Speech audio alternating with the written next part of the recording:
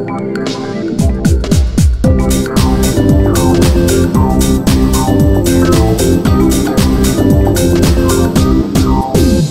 sejahtera dan selamat datang ke channel Cikgu Ruth untuk subjek Matematik tahun 5. Hari ini kita akan belajar tajuk ruang dengan kemahiran. Yang kita akan belajar adalah poligon sekata dan sudut. Baiklah, kita akan lihat standard pembelajaran untuk hari ini. Hari ini, murid boleh menyatakan ciri-ciri poligon sekata dengan merujuk kepada sisi. Di sini ada beberapa jenis ciri yang murid perlu tahu, iaitu sisi, penjuru, pasi simetri, sudut dan perpenjuru. Kita nampak kat sini ada 5 ciri di mana murid perlu tahu untuk poligon sekata. Baiklah, terlebih dahulu kita akan tahu apa itu poligon. Sebenarnya dalam gambar di sini cikgu dah bagi banyak-banyak bentuk kat sini. Semua bentuk ini merupakan poligon. Namun mungkin ada bentuk kat sini adalah poligon sekata dan ada yang tidak sekata. Murid tahu tak poligon di bawah sini yang mana merupakan poligon sekata? Ya, cikgu ada dengar ada yang kata segi empat sama, segi empat tepat, ada yang kata bulatan, ada yang kata heksagon. Sebenarnya betul tak jawapan murid? Baiklah, sebelum kita nak kata betul atau salah, murid kena tahu apa ciri-ciri bagi poligon sekata. Ciri yang pertama ialah semua sisi mesti lurus dan sama panjang. Kalau sisi melengkung itu bukan poligon sekata. Jadi di gambar raja di sini kita nampak bulatan ni bukan poligon sekata. Yang ini pun bukan sebab dia ada sisi melengkung. Jadi cikgu pangkal dulu yang ini bukan merupakan poligon sekata.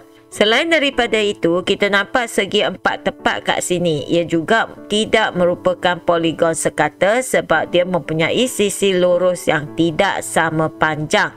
Di mana kalau kita nampak panjang tak sama dengan lebar. Seterusnya kita tengok apa lagi ciri poligon sekata. Ya, saiz semua sudut mesti kena sama besar. Bilangan pasi simetri sama dengan sisi lurus. Dan bilangan sudut adalah sama dengan bilangan perpenjuru. Dan last sekali, ia mestilah bentuk tertutup. Kalau bentuk terbuka, itu bukan poligon sekata.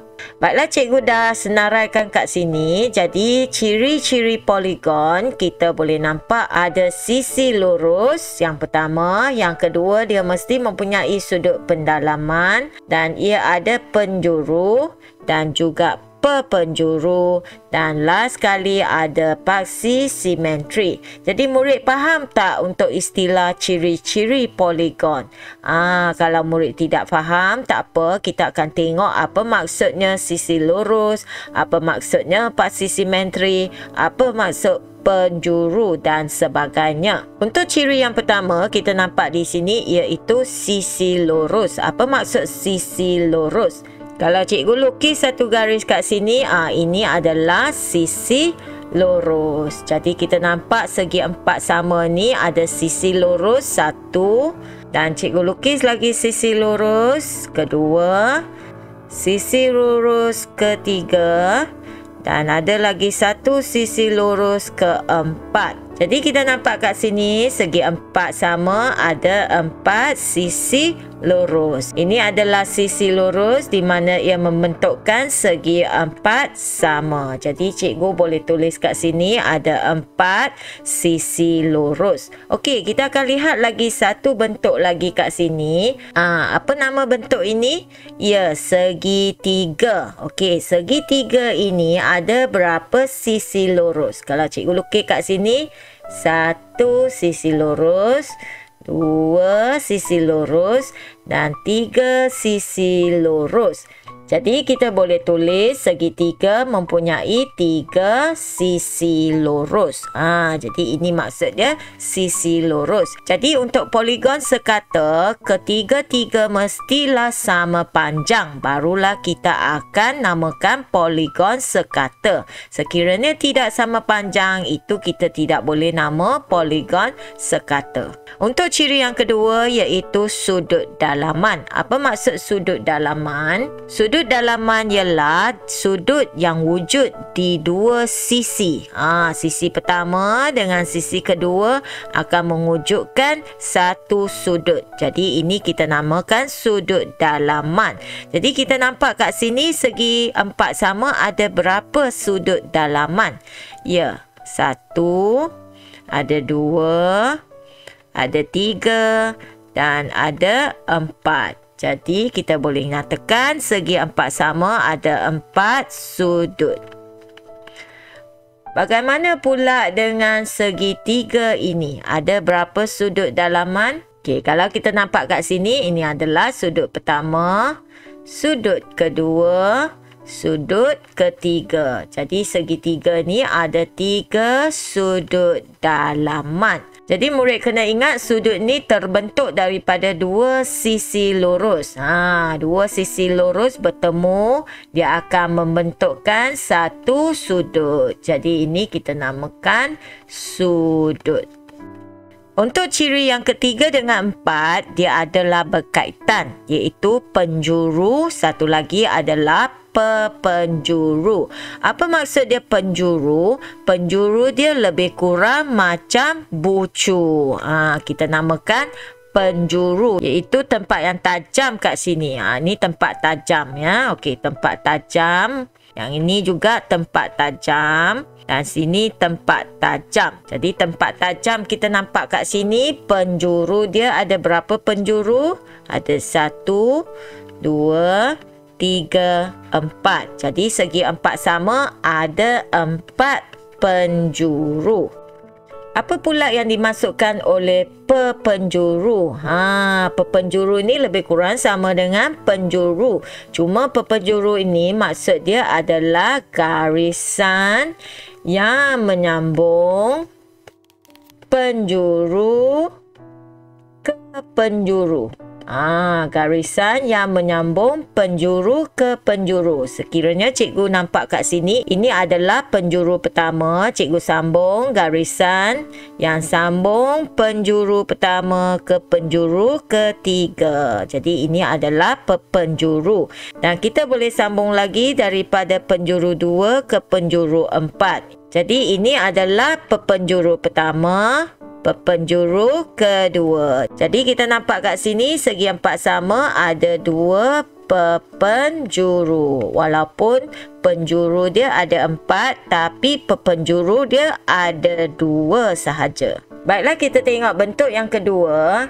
Murid tahu tak apa nama bentuk ini? Kita nampak bentuk ini ada 1 sisi, 2, 3, 4, 5 sisi.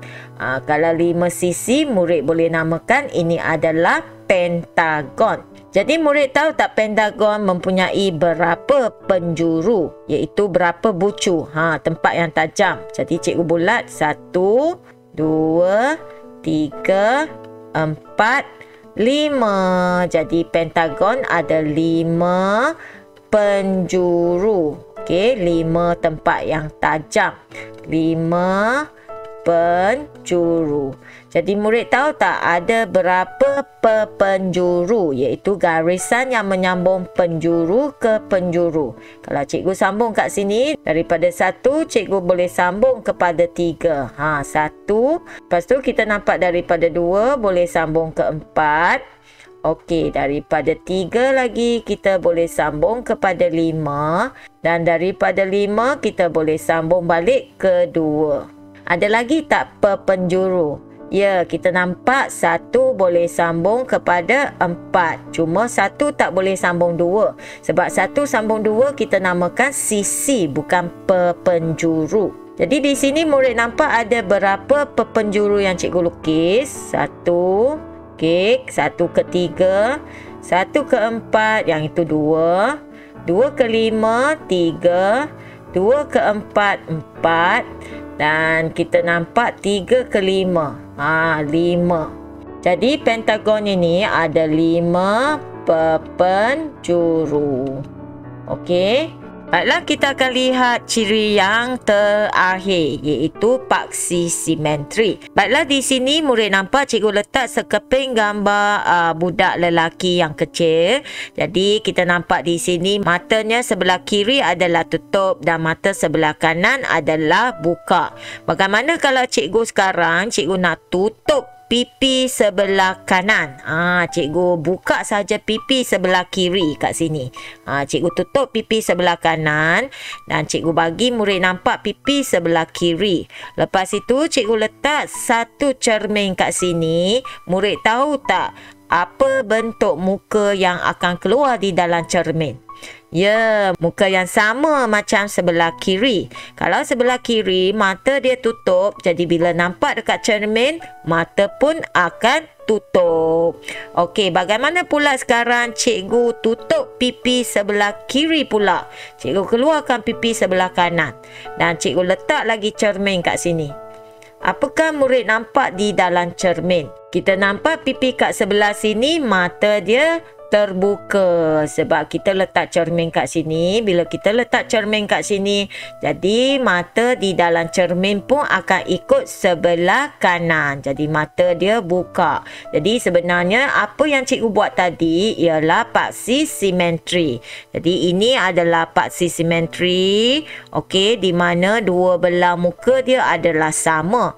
Mata tutup sama dengan mata tutup, dan kalau cikgu tukar pipi, kita nampak mata dia terbuka dan mata di sebelah pipi kiri pun terbuka. Sebab bila kita letak cermin kat tengah, dia akan keluar seperti apa yang kita letak. Jadi kita boleh buat kesimpulan kat sini, paksi simetrinya sebenarnya maksud dia ialah garis lurus yang membahagikan sesuatu bentuk ataupun rajah kepada dua bahagian yang sama saiz dan sama bentuk. Okey, jadi di sini cikgu bagi nampak ada seekor rama-rama, tapi cuma ada sebelah kat sini. Jadi bila cikgu masukkan cermin di tengah di sini, murid tahu tak bagaimana nak lukis separuh lagi? Maksud dia, apakah rajah di dalam cermin ini bila murid nampak?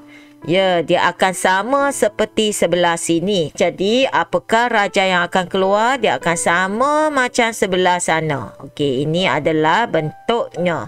Bila kita letak cermin ataupun kita letak paksi simetri, dia akan keluar bentuk yang seakan-akan sama macam sebelah yang sana tadi.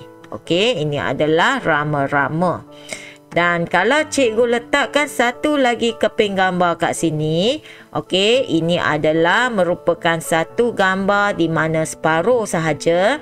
Dan sekiranya cikgu letakkan cermin di bawah gambar ini, cikgu pusingkan cermin ini. Okey, cikgu letak di sini. Okey, murid tahu tak bagaimana nak lukis separuh lagi yang keluar? Ya, dia akan jadi bentuk sama seperti dalam cermin. Inilah bentuk dia.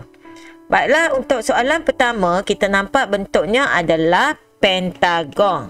Okey, di mana ia mempunyai 5 sisi. Pentagon ini ada 1 sisi lurus, 2, 3, 4, 5. Dia ada 5 sisi lurus yang sama panjang. Jadi cikgu tulis kat sini ada 5 sisi lurus yang sama panjang.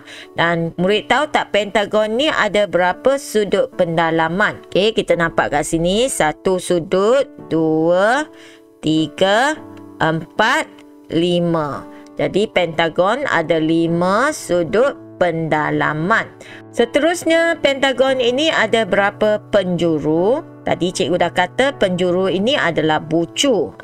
Jadi cikgu lukis bucu 1, bucu 2, bucu 3, bucu 4, bucu 5. Jadi pentagon ada 5 penjuru iaitu bucu.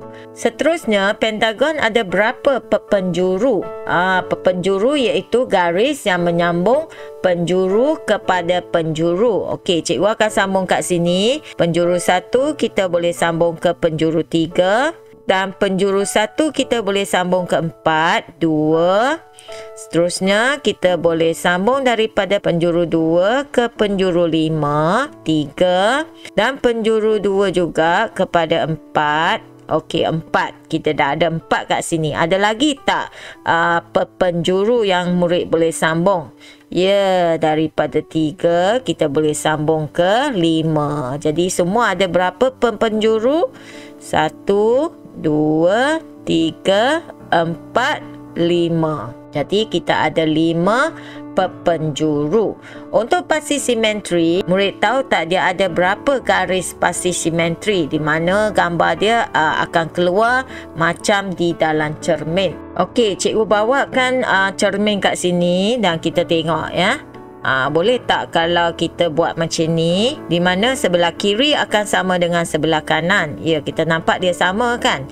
Jadi ini adalah 1. Okey, 1 paksi simetri.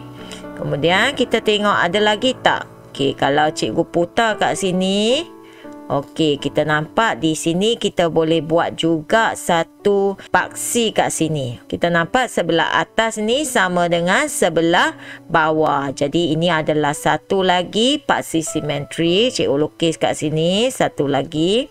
Okey, jadi kita nampak ada tak lagi paksi simetri? Okey, kita sebenarnya boleh letak di penjuru 2 dan cikgu pusingkan sedikit. Okey, ini adalah satu lagi paksi simetri, iaitu sebelah atas ini sama dengan sebelah bawah kat sini. Jadi cikgu lukis kat sini, ini adalah paksi simetri ketiga. Ada lagi tak paksi simetri kat sini? Kalau kita tengok di bucu 3 juga kita boleh buat ya. 3, cikgu pusingkan cermin ini dan kita letak di bucu 3. Okey, cikgu pusing dengan elok sikit. Boleh nampak bentuk di sebelah atas sama dengan bentuk di sebelah bawah. Dan ini juga merupakan paksi simetri. Ini dah 4. Okey, cikgu ambil lagi cermin ni dan kita akan letak di penjuru 5. Cikgu pusingkan cermin ini. Okey, kita letak kat sini. Okey, kalau kita nampak bentuk di atas sama dengan bentuk di bawah. Jadi ini juga merupakan salah satu paksi simetri. Okey, jadi di sini kita nampak ada berapa paksi simetri? 1, 2, 3, 4, 5. Kita nampak setiap paksi simetri dia akan keluar daripada penjuru dan dia akan menghala ke tengah garisan, ke tengah sisi yang ini. Okey, so dia ada 5 paksi simetri.